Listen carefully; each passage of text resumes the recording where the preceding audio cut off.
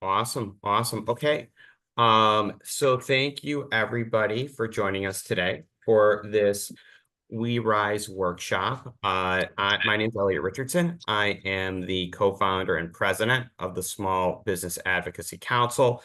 And once again, thank you all for joining us to hear about the We Rise grant opportunity. I know many of you know about that already. And also here's some important information about leasing a space and asking us questions that you might have either about Kat's presentation on leasing or about the We Rise grant opportunity. So with no further ado, I'm going to introduce Brad and Jessica. They are from our wonderful partners, A4CB. And they just do incredible work. We are very, very thankful to be working with you. And Brad's going to talk about the We Rise grant process, provide some clarity on that, and also provide some information on the financial resources available to small business owners. So, Brad, the floor is yours. The Zoom floor, I should say.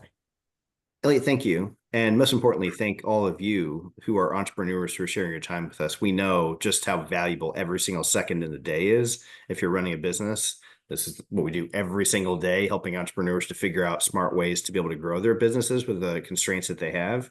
So we want to use your time wisely, get right to it, and leave you plenty of time for additional questions if you would like, as we go through two different brief presentations. So as Elliot said, I'm going to start. And so I'm going to be sharing my screen. Here we go. So briefly, just as a matter of introduction, Alex Free Community Business vision is that entrepreneurs from any background start and grow businesses. And our mission is to provide the capital and the coaching and the connections that entrepreneurs need to grow great businesses, create jobs and wealth in our communities. So again, capital and coaching, we're going to emphasize both of those here today. And the capital is in the form of either grants or loans. So to start with, everybody should, as an entrepreneur, be looking for money you don't have to pay back. Free money is the best kind of money, and that's what we're going to talk about first. And then we're going to double back to talk about ways to get additional liquidity if you're interested through loans, and then move on to the free coaching that's available. So let's talk specifically about the We Rise grants. Let me emphasize first that A4CB, as a nonprofit community development financial institution based on the West Side, like our whole reason to be is to figure out ways to move money from where it is to where it's needed. And so when we see an opportunity to be a program administrator of a grant program, we pretty aggressively go for it so that we can get dollars into our communities really effectively. The We Rise grant program is one good example of that, but we do a lot of other grant programs as well. And so when we get to the end of this presentation, I want to make sure you know exactly where to go in order to keep up with all of the grants that may be available to you over the course of time. But for now, let's focus on this particular We Rise grant. So this is specifically focused on 10 community areas. And what we're going to be doing is taking the applications you've already provided and scoring those based on a rubric that we worked out with our partners at We Rise, and of course, with SBAC, Elliot, and the team. And importantly, we're going to be looking for entrepreneurs who are either already in or are looking to locate in these 10 areas and who have already generated 2 years of sales that we can demonstrate. So other than that, we're just going to be using a handful of additional scoring criteria to figure out, amongst all the great applications we receive, how to make tough choices. So that's what we're doing right now. So the timeline you see on the right is an update on where we are and where we're going. So by the 9th of August, A4CB will be notifying all the applicants whether or not you were selected, so you don't have to guess. You know for sure. And for those who we are intending to fund, we're then going to ask you for verification about those 2 years of sales, because that's a criteria that all the entrepreneurs need to meet. We're doing that just by simple tax returns. And then we give people the month of August, the back end of the month of August, in order to provide us with that. And then if you are selected as one of the provisional grantees, we will be notifying you by the 6th of September. And at that point, then we're going to be working with all of those folks to make sure that you have a signed lease in hand.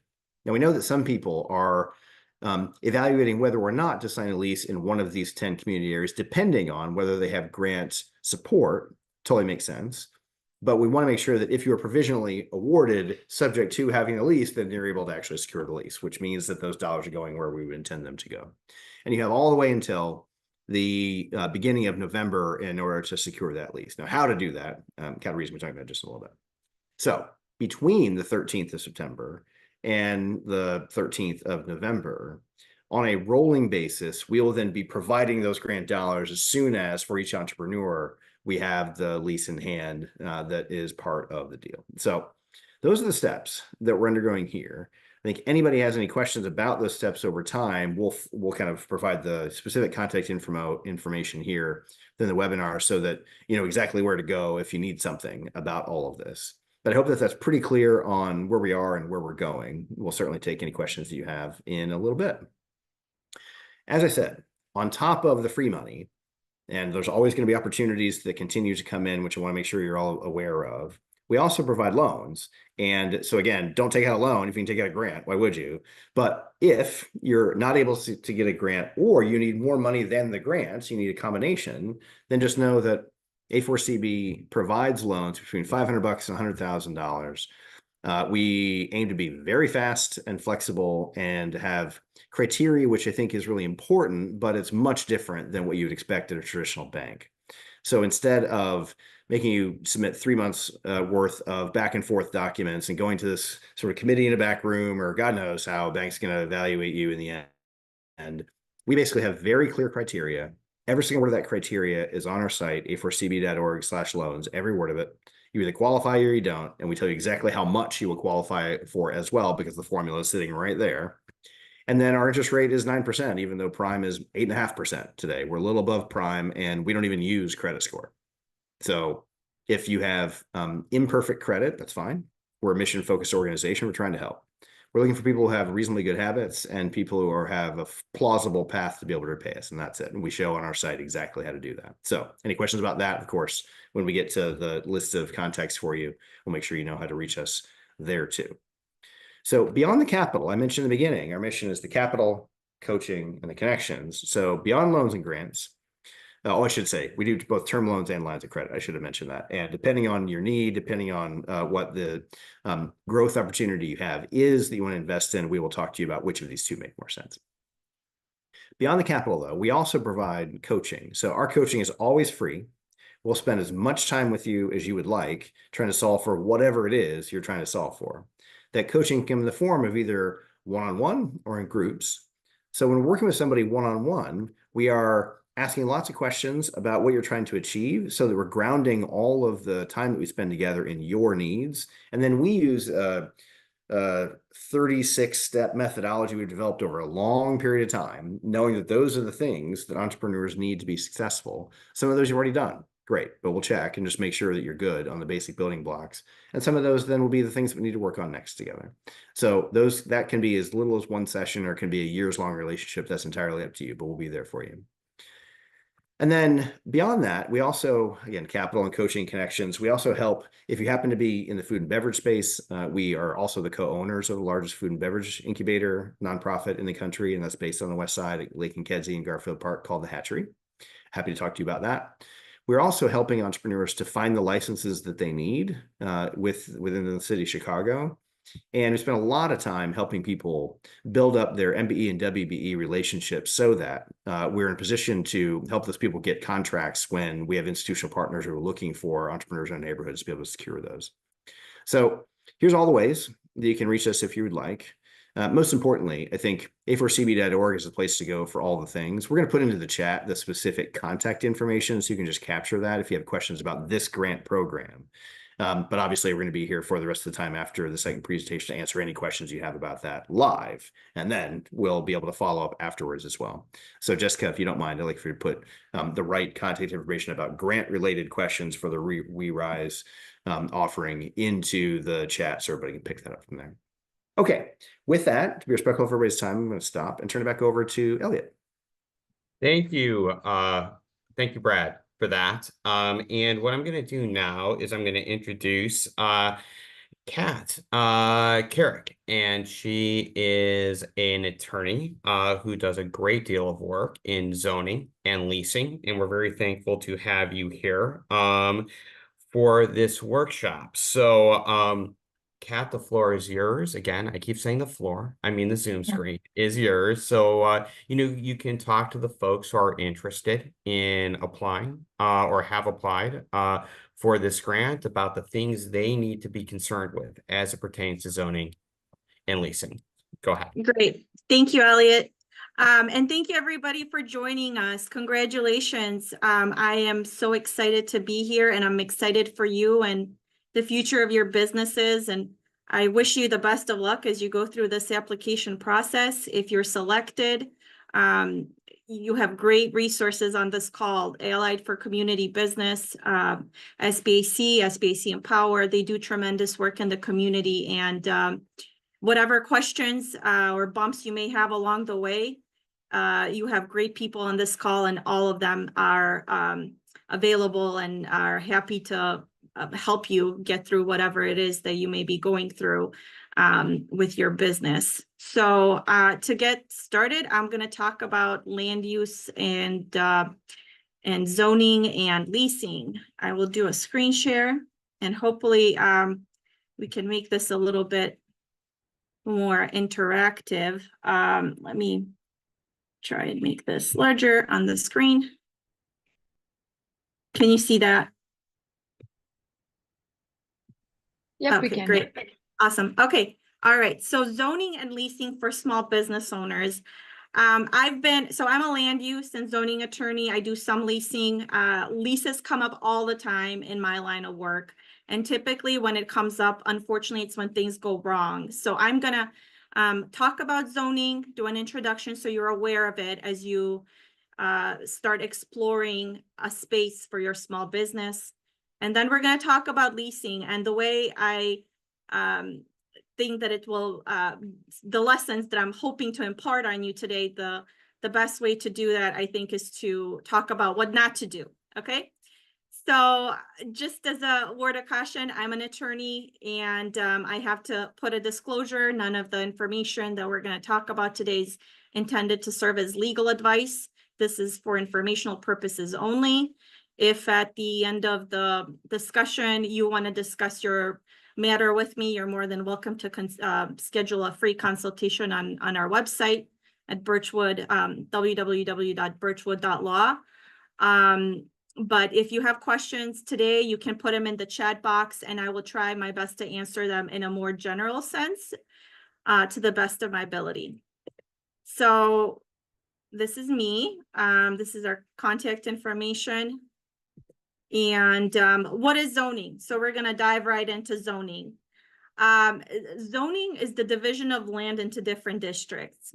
So in the city of Chicago, if that is where you're looking for your businesses space, every property in the city of Chicago has a designated zoning district. And based on the district, the zoning ordinance dictates what uses are permitted, as well as what uses require a special use permit, and also the regulations and restrictions concerning the development of land. I imagine a lot of you are not here because you're planning to develop a property, but you may be thinking of an addition or making alterations to the existing space. And so some of those zoning restrictions may be relevant to you for that reason. But to everybody who is looking to either move to a different location or move their business from a home-based business to a new to a space, you need to be aware of the zoning that is that your business will require. And one thing to keep in mind is, I've seen this quite a bit with businesses that are very creative and entrepreneurial. A lot of times folks have a hard time defining what their use is, and the zoning ordinance is very black and white. You're either A or you're B. You're either retail or you're not. So you need to think through that a little bit and really understand what your use is and which zoning district allows that use. And if you do not have a clear understanding of that, then perhaps this is something that you need to explore further, because this is one of the first steps you will have to think about as you consider finding a space for your business. So as far as zoning, we have residential, commercial, industrial, agricultural. These are all mixed use zoning. These are all different types of zoning districts. And I think for many of you, what you're going to be looking for is for this business and commercial district. It's just a matter of which, based on your business activity, which one are you going to require, which one you're going to need to have for your business in the city of Chicago. I don't imagine we're going to have a lot of manufacturing districts, manufacturing businesses, but if there are some, you're going to need a manufacturing district.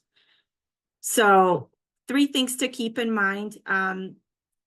There's a zoning map with the city of Chicago. This is publicly available information. If you are looking to do a quick, kind of a quick research on the zoning of a property, you can rely on the Chicago map. It's not always 100% accurate, but it's a good first starting point when you're looking at a property. And the zoning tables, which are in the ordinance, and also we'll go over this, but they're also in a business guide that the city of Chicago published.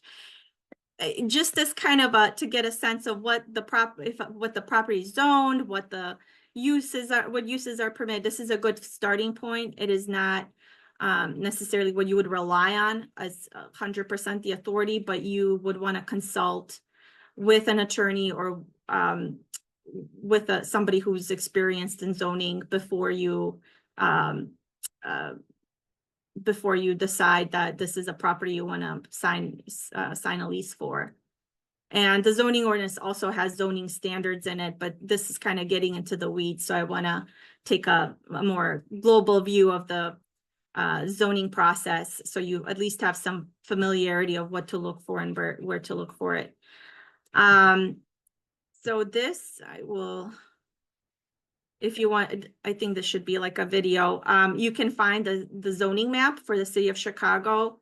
If you just Google zoning map, city of Chicago, this should pop up, and on the upper left-hand side, you will be able to put in the street address and the PIN, and locate on the left-hand side, it'll say what the zoning is. And so this is just to get you started. When you're looking at your search, it's something that you can look at that's publicly available, and you can do it from your computer at home. Again, not something to rely on as the authority 100%, but something to get you started as you're searching and looking at properties to double check the zoning. So this is what I had referenced before. There's a Chicago business zoning guide. It's intended to be user-friendly, and I'm not sure how often the city updates it, but it's out there and it's available, and you can use it to preliminarily look at the uses that are permitted within different business districts. If you have questions about the business licensing or zoning, I'm sure that Allied for Community Business can assist with that. A lot of the times that they are available for small business owners that are looking to figure out what kind of business license they would need. Also, the city of Chicago has the Business Affairs and Consumer Protection office in downtown, and I've found that they're fairly friendly and easy to work with if you're a business owner that's trying to figure out what you need as far as licensing. So this is just to show you how the business guide is laid out, and I will send you afterwards a link, so you have a link to the zoning map as well as the business guide. Again, just to get you started, not the authority, you still have to make sure that the use that you are proposing is in conformance with what's permitted under the zoning ordinance. All right, so yeah, so this is the business zoning guide. This is just to show you how it's laid out. Some uses are permitted and they will have a green coloring, some are designated special use and it's blue, and some are orange. This is a guide, it's not the law. You will still have to look at the zoning ordinance and figure out the zoning to confirm that it's your use is permitted. So this is, okay, so what happens if your business use is not allowed by right? So this is what we talk about when we're talking about zoning, what's permitted and then what's not permitted. When uses are not permitted, there are certain processes that you would have to take in order to get your property, the use that you're proposing allowed at the site. So in some instances, it's a variance, in some it's a zoning map amendment or a rezoning. In others, it's a special use permit. And for your types of businesses, I imagine special use may be required for some, and or a rezoning, I mean, just depending on the property. So again, you'd have to make sure that you understand the zoning fully, and if you have to go through any zoning application reviews before you can operate your business. So before a zoning application is submitted, it's really important to understand if your landlord will support it. So if you are, let's say you found a great space, you've talked to the city of Chicago or an attorney or Allied for Small Business or SBAC, you understand what's required as far as zoning. The question is, will the landlord support it? If the landlord will not support the application, then you cannot submit the application and go through the process. That's kind of it's a dead end for you. The landlord would have to sign off. The property owner would have to sign off on the application and be cooperative, allow you the time. It can take 3 to 4 months for a zoning variation, sometimes longer if there are bumps along the way. Special use, same thing. It takes months. So figuring out if you're going to need the zoning application and whether your landlord is in agreement is crucial. And then does your alderman support it? So it depends on the type of application you're submitting. If it's something that's controversial, if you're proposing like a rooftop patio or something that is a little bit, may create noise issues or other problems in the community, it's really important to understand whether your alderman will be in support or not. If they are not, it definitely presents a challenge. You're probably not going to get, probably not going to move along with the process as expeditiously or at all. But these are questions to ask before you even apply. And how much will it cost, right? So again, depending on the type of application that you need, you may need to hire an architect, you may need to order a survey, you may need to have an expert. So these are all costs. You may need to have an attorney, and understanding the cost of the application is important as well. And how long will it take? So 3 to 4 months, let's say, for special use application, but sometimes things move a little bit slowly. It could take 6 months. And, you know, it's important. If you don't have the ability to afford that, then perhaps you need to look for a business that's already zoned for your use so that you don't have to go through this process. But if you need a special use application, you know, you'd really have to take a close look at the zoning to understand what your optimal property would be, right? To do it to move in the shortest amount of time. So the longer you delay, the more it's going to cost all around. And then another good question is, are you required to make payments to the landlord? Let's say you signed the lease. Are you required to make payments, or is your lease going to be contingent upon zoning? I've seen commercial tenants sign the lease and then commit to like a 5-year lease, let's say, and then find out that they cannot get the zoning in place. Well, that's a problem, right? They can't use the property as intended. So I always tell folks it's much better to have some sort of an arrangement with the landlord where you can walk away if you don't get the zoning approved. And what happens to the lease if you're denied? Let's say you go through the process, the landlord cooperated, well, what's going to happen? So having a contingency in place that allows you to walk away is really important. So variation, I'm not going to get into the details of all the different things that can come up in zoning. There's quite a bit, but a variation is something that is very common.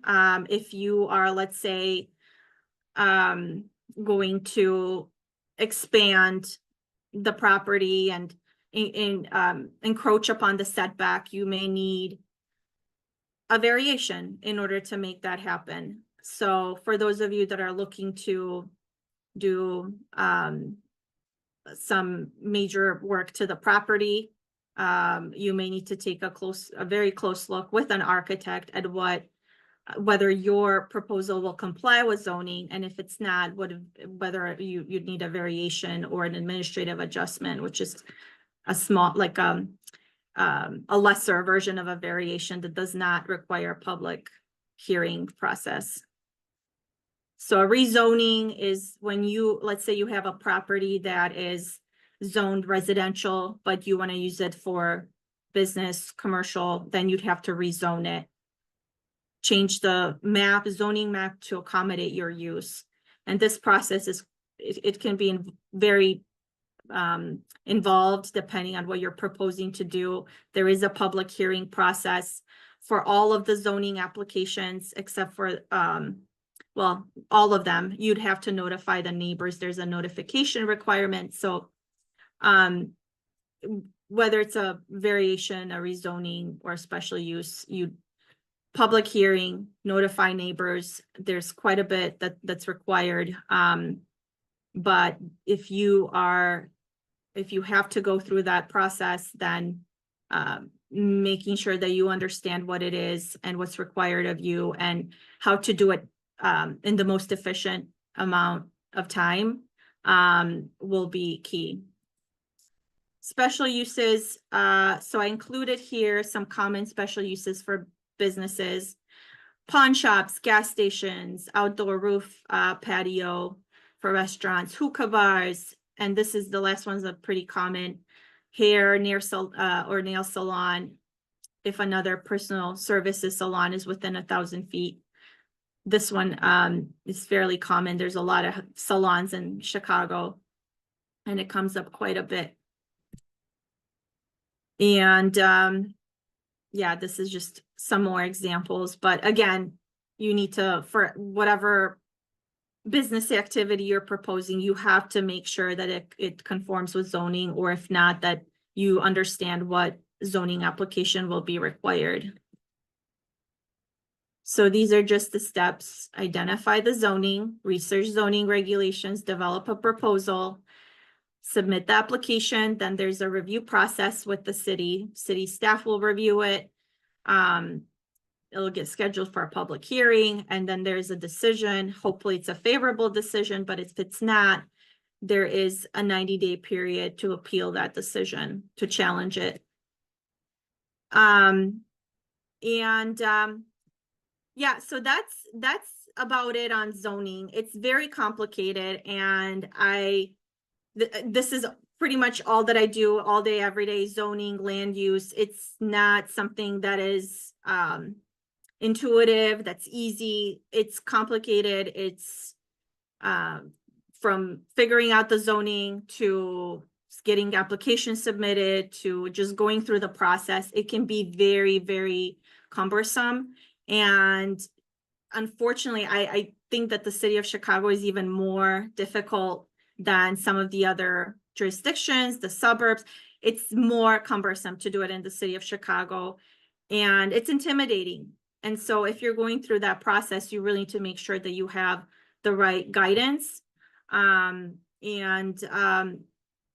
that you are doing everything you can, from working with the landlord, keeping them apprised of the progress, protecting your interest in terms of the lease, and then also everything you can in terms of getting the support for your application, working with the neighbors, working with the aldermen, working with city staff, and it's a lot. It's a lot, and that's why I think it's advisable to have an attorney guide you through this process. It's a lot less intimidating when you have somebody helping you along the way. So things to know before signing a lease. These are all examples that they're nightmare commercial leasing scenarios. It's not meant to scare you, although to some extent it is, to the extent that it will help you not make these mistakes as you move forward. I guess I do like to scare people a little bit just because I don't want to see anybody make these mistakes. They're very costly and they happen all the time. Even now, some of these examples are from situations that I'm dealing with right now with clients who have made these mistakes. Please listen up. Do not do what some of these folks did. And you know, it's mistakes along the way are understood, but when it comes to leases, please, please, please take them seriously. You will be very happy if you take your time with the lease and protect yourself. So zoning and use restrictions. So a commercial tenant leased the property to open a restaurant after investing a significant amount of capital into the renovations and preparing it for a grand opening. Tenant discovered that zoning did not allow for the use. So this, I don't know how this happened, but it did happen. This is real life. So this is not from the city of Chicago, but it does happen. People sometimes invest a lot of money into a property and they do not do the due diligence at the front end. I don't know how this was missed, but it was missed. And so there are sometimes these delays that are not anticipated that could have been prevented, but were not. So research the zoning, understand it, get help, ensure that your property is zoned for your intended business use. And if it's not, get the approval before you invest a lot of money into the physical space. And the zoning reminder at the bottom, it's from the city of Chicago itself. They're saying, do not sign leases unless you've gone through the city of Chicago zoning consultation. And if you know, sometimes people ask, well, how do you negotiate with the landlord if, you know, you're interested in this property, but the landlord is saying, here, sign the dotted line, sign the lease, commit. What do you do? So there are ways around that. And so having legal guidance, legal representation may help you get the sort of approval that you need from the landlord to pursue the zoning due diligence without you committing to pay on the lease for 5 years or something like that. So leases generally tend to be of longer length, more than a year, although it can vary. When it comes to commercial leases, it's all negotiable. Unlike a residential lease, when it comes to commercial leasing, you can negotiate around many different issues that are in the lease, the term of the lease, the rent payment, venue for any dispute that may arise. There's a lot of terminology in a commercial lease, and many of them are negotiable, so negotiate. Ambiguous lease terms and renewal clauses. A commercial tenant leased a property with an ambiguous renewal clause. The clause stated that the tenant had the option to renew the lease under terms to be mutually agreed upon. When the lease term ended, the landlord proposed significantly higher rent, leading to a dispute. Well, sometimes if you don't know what a term means, then you need to question it, right? So you need to understand every single term in your lease and not be intimidated by the legalese language that sounds like it was written by lawyers. You need to have a critical mind when you're looking at leases. And in an ideal world, you'll work with an attorney and your attorney will have a critical mind. but you should be reviewing your lease as well in conjunction with your attorney. Ideally together, every single term, you need to understand what you're signing. And if something doesn't make sense, please do not be intimidated by the legalese. So I always tell folks, prepare for the worst, read the lease, and with a critical eye, plan for the worst case scenario. So think of all the things that could go wrong. Hope that they don't, but think of all the things that could go wrong and write them out. Just think about worst case scenarios. Repairs. Okay, something goes wrong with the property. Who's going to fix what? Termination. Can you leave early? What happens if your business does not work out? What happens if you get sick and you can't, you don't want to pursue your business anymore, or you're going to sell your business? What happens? All of these situations are things that could come up, and you need to make sure that your lease is protective of your interest. Insurance, do you have enough coverage? And again, every single term in your lease is important, and it's critical to your business. I find that as people enter into lease agreements, they're so excited. They find a property, it looks like it's the perfect place, and the landlord, they don't want to upset the landlord by negotiating. No, you need to negotiate. This is critically important, as is lease and code compliance. So, this is probably my favorite, because it happens every day. This is just one of those that code violation issues come up all the time in my world. And this is the reason why I tell folks you have to negotiate your lease. So a commercial tenant signed a lease stipulating to accept the property as is, without verifying whether the property was code compliant. After opening and operating a successful business for several years, the city inspected the property and found multiple code violations, and they shut down the business. So this is very much a real life example. I have one of these right now. I've had many of these before. Code violations are critical. You need to understand whether the property that you're interested in complies with code. You need to do your due diligence, review what it's all public record. You can find out if there are outstanding violations on the property. Review perhaps with an architect if it's a more complicated property and has a history that raises some red flags. Understand whether the work that was done to the property is properly permitted.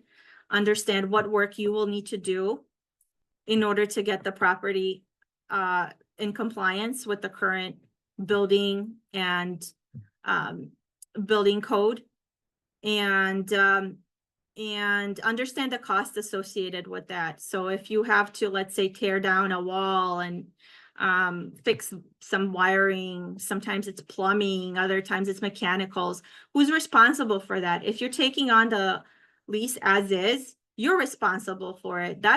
And how much is that going to cost, right? If it's just a couple of $100, great, but it's not. When it comes to commercial leases, mechanicals can cost thousands of dollars. So make sure that you understand what mechanicals are there, who's responsible for maintenance, who is responsible for repair, for replacement, and negotiate around it. It's not all about the monthly lease amount. It's the big picture. It's about everything that you're taking on as part of the package. And it may actually be in your interest to pay a little bit more on a monthly basis, but not be responsible for the entirety of the property. So this is another favorite. So let's say you have a great business. It's just awesome. You're so excited. You sign a lease this is a multi-tenant building, and the lease has no restrictions that would prevent the landlord from leasing one of the other units to a competitor. In this case, it's a hair salon, but it could be any other, like, who is your competitor, right? So when I say negotiate a lease, negotiate a lease. if you don't want competition in that multi-tenant building, make sure that you are negotiating for that. Easily preventable. In this situation, I have no doubt that the landlord would have agreed, but nobody ever asked. So a competitor moved in next door, and bunch of business was lost by this particular business as a result. Hidden maintenance responsibilities. And Kat, hey, I'm so sorry to interject. I just wanted to let you know we're gonna have to go to Q&A in just a couple minutes. So I think the last one. This is the last one. Perfect. Thank you. Okay, sorry, I get carried away talking about this stuff. Okay. No, that's okay. Hidden maintenance responsibilities. So the tenant agreed to be responsible for the complete maintenance, repair, and replacement of the roof and mechanicals. And then the building's roof collapsed. And that cost, per the agreement, fell on the tenant. So this led to a very lengthy and costly dispute in court. Think about this sort of thing and do your best to negotiate for yourself and for your business. And it will, the investment in a good good commercial attorney, as well as in negotiating, taking the time to negotiate, will pay off in the long run. So I will skip all of this. And if you have any questions, feel free to reach out. I'm happy to help. You can also schedule a 15-minute no cost consultation on our website at birchwood.law. And I hope to hear from you. Thank you so much, Kat. Oh, thank you, Kat. And that was awesome. And just really, really important information. I know some of you who may be applying for the WeRise grant are actually expanding your space. So you have some familiarity, with it. But it is, I learned how to say that word at some point. But it is great information. And thank you, Kat, for all of that. So now we'd like to open this up for questions. I anticipated there were going to be lots of questions and I was going to have trouble navigating the chat.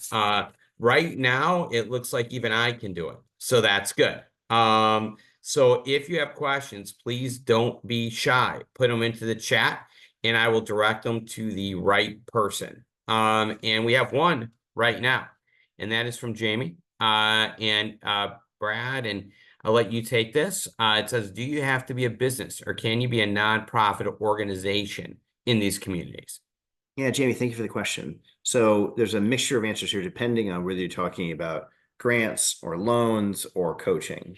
So the grants that we're seeking to fund are largely going to go to for-profit businesses, but that's not exclusively true. And we're going to be evaluating all the applications that we received on that basis, although I do think that most, if not all, will be for-profit businesses. The loans that I talked about are available to either for-profit or nonprofit businesses, although I will say again, most of the lending that we do is to for-profit businesses, but not all of them.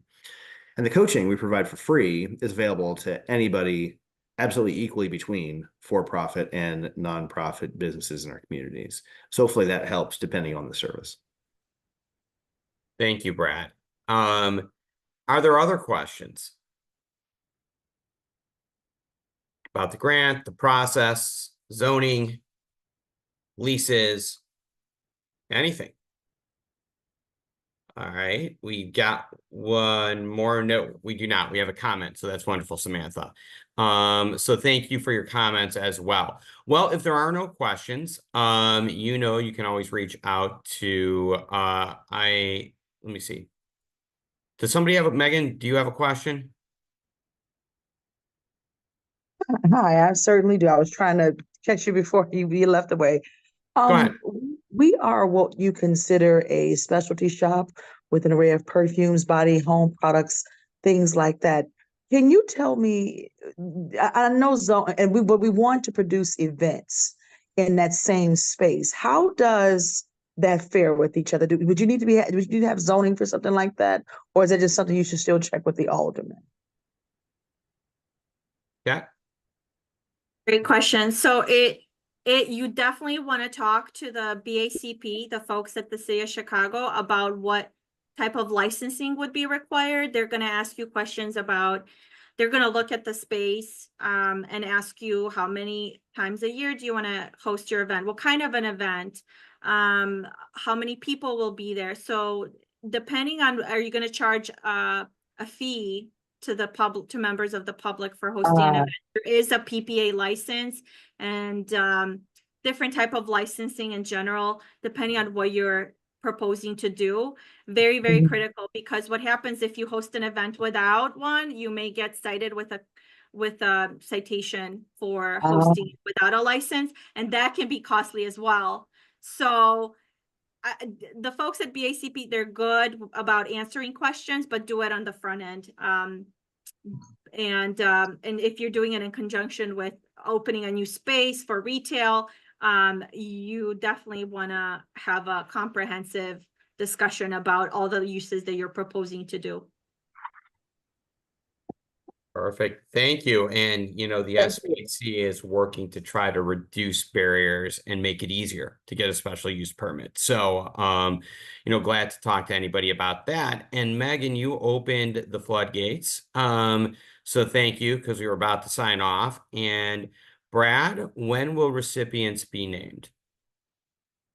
Yes. So by August 9th, A4CV will communicate with everybody who applied for the grant and let everyone know that either you haven't been selected because we had so many more applicants than we have available funds, or you have been selected and now we're going to work with you to substantiate your 2 years of sales, so that then we, after that, can talk through the way in which we're going to help make sure you have a lease for the location that you're going to be operating in these 10 areas. So there's time baked in between September 13th and November 13th in order to make sure that you can provide what's required. And then when that takes place, you'll receive the grant dollars on a rolling basis between that middle of September and middle of November timeframe, as soon as we have that signed lease ready. So it'll be kind of depending on how quickly you're able to provide the information, but somewhere between mid-September and mid-November. Great. So I'm going to go to Yolanda and then go back up to zoning, because it's a very specific question about the grant process. And Brad, again, to you, if you already have a brick and mortar, is it easier to get picked for the grant, and how much is the grant? Good question. I'm going to turn to Jessica for specifics on the dollar amount for the grant in just a minute, just to bring her into the conversation, but specifically as to whether it's, quote, better to already have a lease versus aspiring to have a lease in the particular neighborhoods that we're seeking. Honestly, it doesn't matter, because we're trying to make good investments in entrepreneurs who are trying to build businesses in these communities. Now, it does matter if you're just kind of prospectively thinking about it, but you don't actually have eyes on a particular property. You don't know exactly where it is that you want to locate, because time is running out in order to provide all that information, inclusive of the lease that you need in order to receive the grant.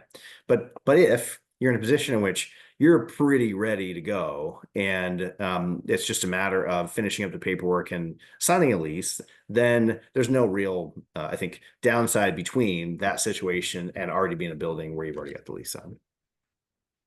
And then Jessica, on size. I may actually have to come back to the group. I'm pulling that up right now to verify. If you'll give me one more moment. Okay. Elliot? Great. What I can do is go to 2 questions while Jessica is looking. And then DeAndre will go to you. But I think the question, I'm going to combine the 2 questions from Christina, because I think it's really in layman's terms. Kat, you know, what is zoning? And why, I guess, why is it so specific? Although, you know, we'd like it to be less burdensome than it is right now, for sure. But what is it in layman's terms? Yeah, so zoning is every property has its zoning, and every zone has its permitted uses. So the question is about, are you allowed to operate your business at this particular property? And which zoning district do you need to look for? Which properties allow for your use? So that you're not going through the cumbersome process of getting the property rezoned or getting the zoning changed. That's what it comes down to. And it's critical. You need to understand in which zone you can operate the business that you want to operate. Thanks, Kat. And zoning serves a purpose for sure because you want to protect the integrity and the safety of neighborhoods and keep them, consistent with what they're supposed to be. At the same time, overly burdensome hurdles and regulations and processes can make it difficult. Jessica, do you want me to go somewhere else? Oh, no, I just put it in the chat. The award amount is $12,500. Thank you. Thank you. Okay, so DeAndre, you have your hand up. Would you like to ask a question? Yes. Sorry, my camera's off because I'm driving. That's okay. I gotta kind of explain the situation to really ask the question. So, I have a fashion clothing business. I mostly sell on e-commerce online, but I have a studio that I work out of in South Shore, and one of my team members, she has her own business, and so she has the lease for where I do all my pre-production work for my clothing. And she's been there on the lease for 20 something years. She used to do manufacturing back in the day, but now it's not really manufacturing. We do training. So we train the youth on the South and West Side, minority youth, on how to sew. And I also do like my pre-production work for my clothing business in there as well. So with that being said, it's like, I don't really how would the application be seen? Because technically, even though we're doing business together for the youth program, and she helps me with development of my products, she technically has her own business, and she has a lease with the commercial space already. And I also have my own business as well. And I applied for the grant with my own business, so I operate out of that space, and I'm not paying like any rent or anything because she's on the lease. And so yeah, that's the Right. question. All right, thank you, Andre. It's a specific question. Brad, I'm not sure how you'd like to tackle that one, but I'm going to let you do it. We're going to evaluate the information that you provided us for the grant, and strictly on the basis of what we have in front of us, we'll do the judgment. So I think, provided that you were able to just provide us with the information that you think is best, arguing your case for the grant based on the business you applied with, we'll take it from there. So no worries.